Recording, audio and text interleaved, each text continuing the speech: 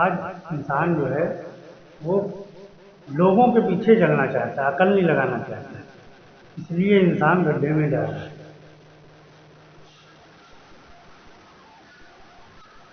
وہاں حضرت محمد صلی اللہ علیہ وسلم صحابہ سے کوئی بات فرماتے تھے یا قرآن کی کوئی آیت نازل ہوتی تھی اللہ کی طرف سے، صحابہ اس پر غور فرماتے تھے، غور فرما کر جو چیز سمجھ میں نہیں آتی تھی تو اللہ کے نبی سے دریافت کرتے۔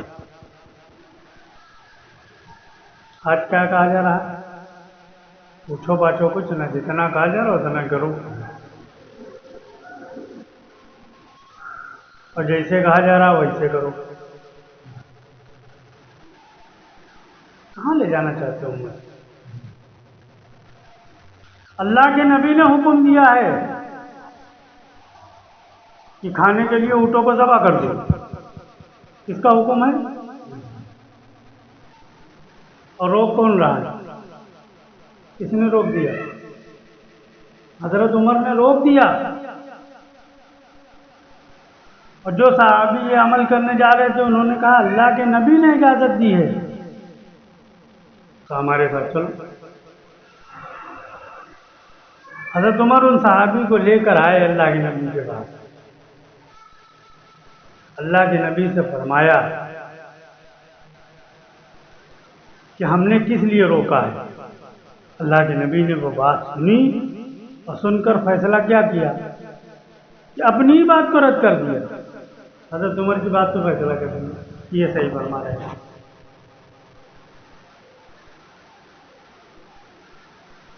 یہ کیا کر رہے ہیں؟ یہ صحیح کر رہے ہیں، حضرت عمر کی رائے صحیح ہے۔ ایک موقع پر نہیں، کئی موقعوں پر ایسے مرحلے آئے۔ آج تو جس جماعت کا کوئی امیر ہو جائے نیچے والوں کی حیثیت نہیں کہ قریب تک پہنچ جائیں، اس کے حکم کو روک دیں، اور روک دو گے تو کافر، اس سے نیچے کچھ نہیں۔ تبلیغی جماعت کا بھوت دیکھ لو کہاں تک پہنچا ہے۔ نظام الدین سے کوئی بات آئی ہو، چاہے وہ قرآن و حدیث سے ٹکرا رہی ہو، قرآن و سنت سے ٹکرا رہی ہو، اگر آپ نے اس کو رد کر دیا سارا جماعتی آپ کو کافر کی نگاہ سے دیکھے گا۔ کیا کر دیکھے گا؟ یہ نظام الدین کی بات کو رد کر رہے ہیں۔ وہاں سید الانبیاء کی بات رد کر دی حضرت عمر نے، اور جب سید الانبیاء کو بتلایا ہے حضرت عمر نے تو سید الانبیاء نے ان کی رائے کی تائید فرمائی۔ یہاں نظام الدین کی کن کی باتوں پہ لگایا جا رہا ہے؟ ذرا سا حال آیا اور دم دبا کے بھاگ گئے۔ پوری انسانیت میں جو لوگ پھنسے تھے، ماننے والے ہی کہہ لو، عقیدت مند کہہ لو، ان کی بھی خیر خبر نہیں تھی، اب بھی پی رہے ہیں، ابھی بھی پی رہے ہیں، کہیں نہیں ملے گا، کسی جماعت میں نہیں ملے گا یہ کہ اس کا امیر حالات آنے پر بھاگ گیا، اس کے بعد بھی لوگوں نے اس کو امیر مانا۔ یہ اکیلی جماعت ہے ان بھکتی کی۔ دنیا کی تاریخ میں اس سے زیادہ ان بھکتی کی جماعت ملے گی۔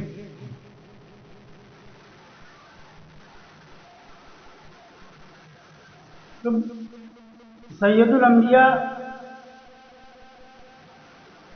حضرت محمد صلی اللہ علیہ وسلم نے ایک مرتبہ جب ارادہ فرمایا منافق کے نماز جنازہ پڑھانے کا،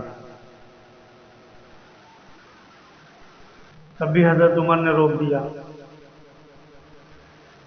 اللہ کے نبی نے کہا ہم وعدہ کر چکے، ہم جائیں گے۔ تو حضرت عمر رضی اللہ تعالیٰ عنہ ابھی زبان سے منع کر رہے ہیں۔ جب آپ نے کہا کہ ہم جائیں گے، ہم نے وعدہ کیا ہے، تو آپ سامنے کھڑے ہو گئے ایسے دونوں ہاتھ تان کے، ہم جانے نہیں دیں گے۔ کس کو کہہ رہے ہیں؟ آپ اپنے امیر سے کر لو اتنا، ہے ہمت؟ ارے اگل بغل والے اتنے جوتے ماریں گے تو ہو سکتا ہے گھر ڈھونڈنے نہ ملے.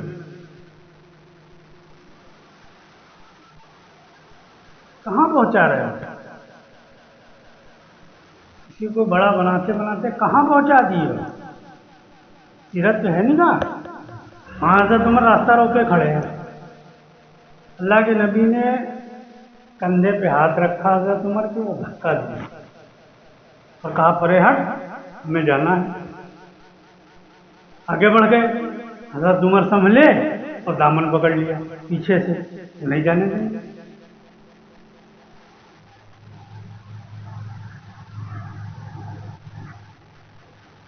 پھر اصرار کیا. اللہ کے نبی نے کہا کہ دیکھو ہم نے وعدہ کیا ہے، اور اللہ کے نبی کا جانا ہی بہتر تھا، کیونکہ نبی اپنے وعدے سے پیچھے نہیں ہٹ سکتا.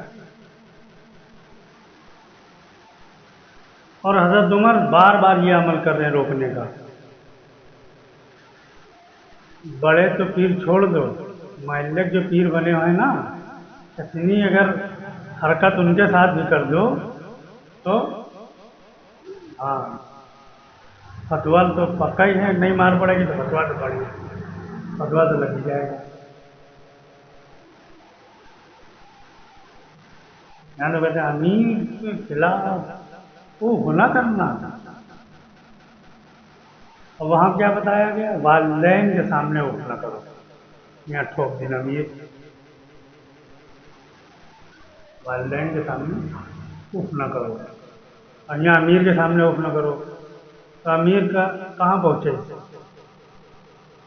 آدھے جیل میں، آدھے کوارنٹائن میں، اور خود فرار. جاؤ نہیں، قرآن کے پیچھے جاؤ، نبی کے پیچھے جاؤ، امیر کے پیچھے جا رہے ہو. اللہ کے نبی علیہ السلام گئے اور جا کے نماز جنازہ پڑھائی. نماز جنازہ پڑھا کے جب ہٹے، اللہ نے وحی دی. اور اللہ کیا کہہ رہے ہیں؟ 70 مرتبہ اگر تم ان کی نماز جنازہ پڑھاؤ گے تو ہم ان کو بخشنے والے نہیں ہیں. ایک مرتبہ نہیں، کتنے مرتبہ؟ 70 مرتبہ. کس سے؟ نبی سے. ہماری تمہاری نماز نہیں. ہاں دیکھو نماز کون پڑھا رہا ہے؟ وہ جس نے کہا نماز میں ہمارا دھیان لاؤ، ہم تمہیں اپنا دیدار کرائیں گے، اس کو دیکھ کے آیا ہے.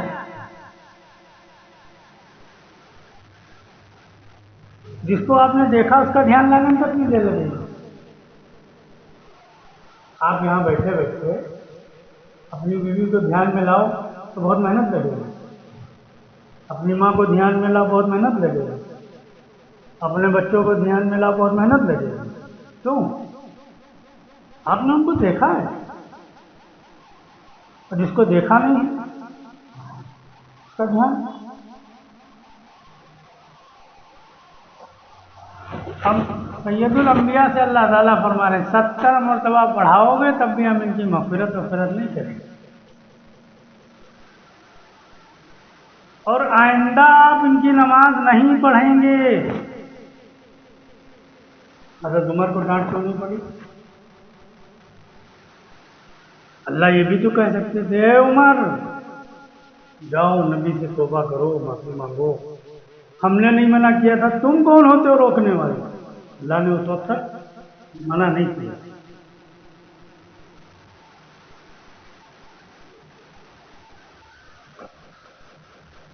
ایسے ہی احد کے بعد، بدر کے بعد قیدیوں کی رہائی کا معاملہ آیا. حضرت عمر کی رائے کچھ تھی، اللہ کے نبی نے کچھ فیصلہ کیا. اللہ نے کہا حضرت عمر کی جو رائے تھی وہ ہمارے.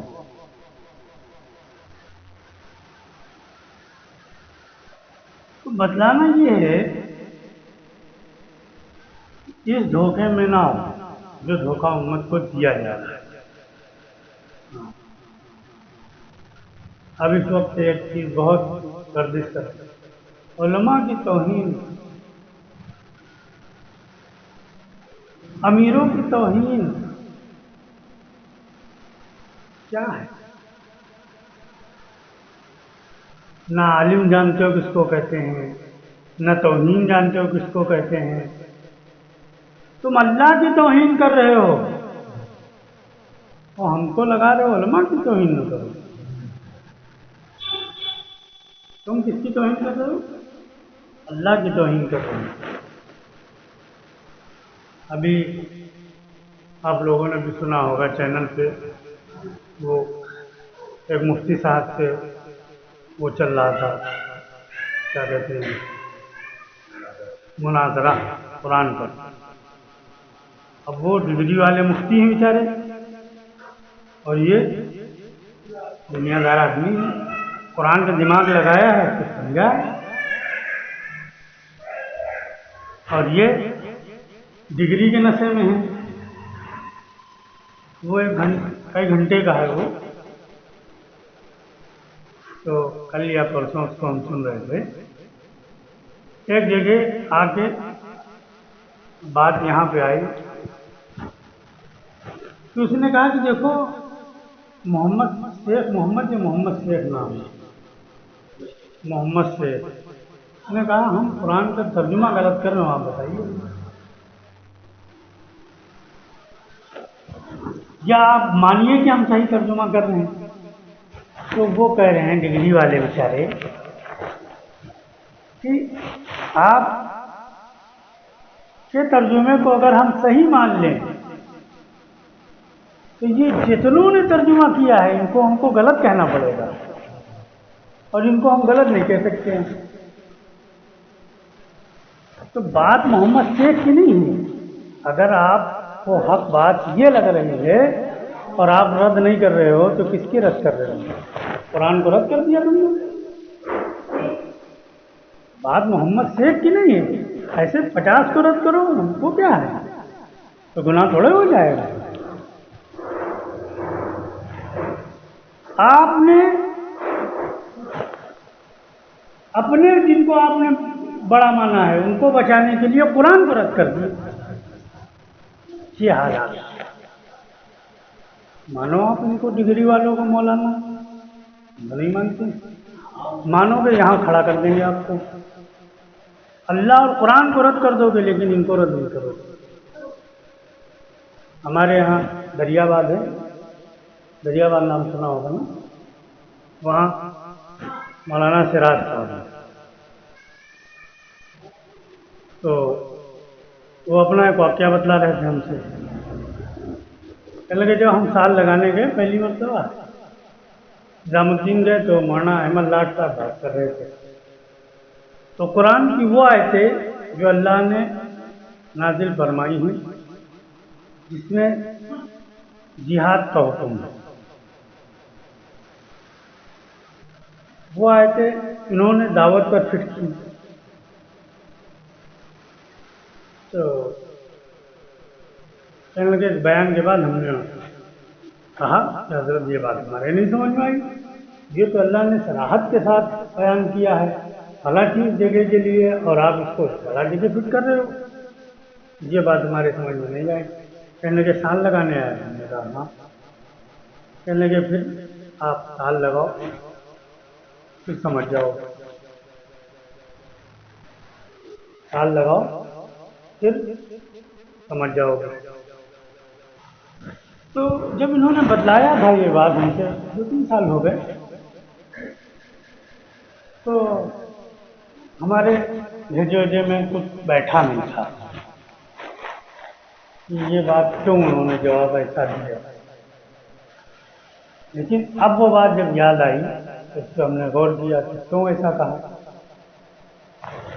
جب آپ سال لگاؤ گے نا تو ہمارے اندر ہو جاؤ گے.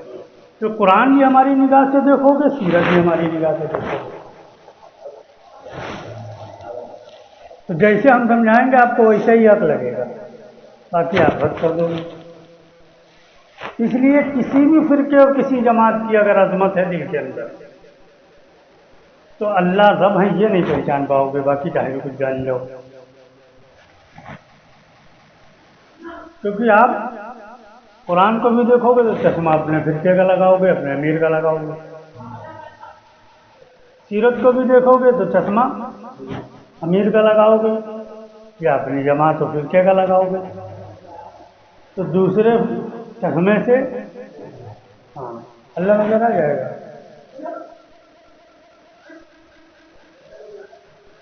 اس لیے کہا نماز میں آؤ تو سارے غیر سے نا امید ہو کے آؤ، اور غیر کو ساتھ میں لائے، وہ اللہ کہاں نظر آئے گا؟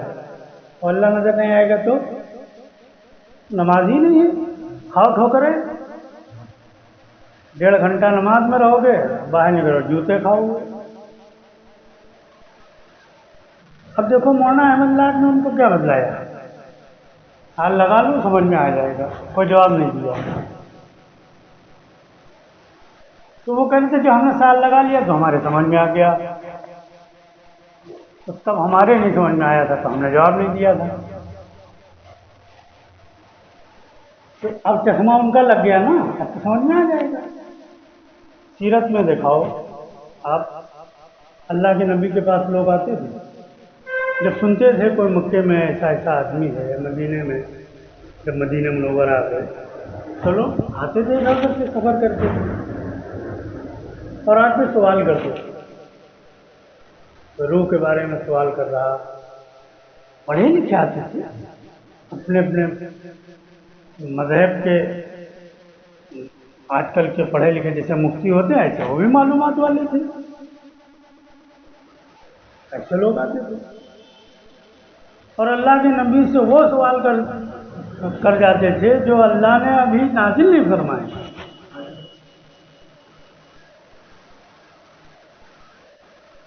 جب روح کے بارے میں سوال کیا یہودیوں نے، روح کے بارے میں اللہ نے کچھ آپ کو بتلایا تھا؟ تو آپ نے کبھی کہا کہ پہلے اسلام میں داخل ہو جائے اور 4 مہینے ہمارے ساتھ رہو، سال بھر رہو، تو سمجھ جاؤ گے تو وہ داخل ہو جاتے۔ تو دیہاتی کو اللہ کے نبی نے کہا ہے سنو، میں نے کہا بتائیے، کہا میں اللہ کے نبی ہوں،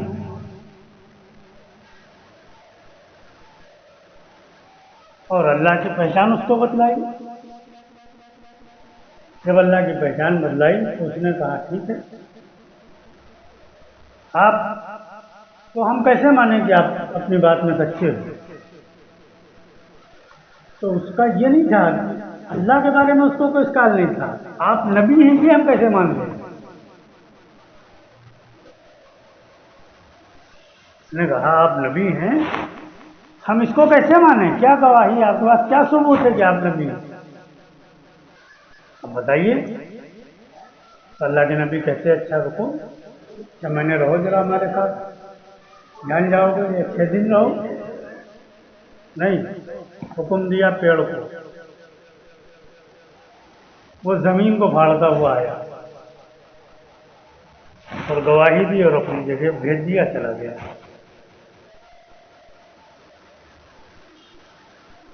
تو میرا سال لگاؤ، سال نہیں لگاؤ، چشمہ لگاؤ، 1 سال میں چشمہ لگی جائے گا، 1 سال میں چشمہ تو لگ ہی جائے گا۔ اب اس چشمے سے دیکھو گے تو کام بن جائے گا۔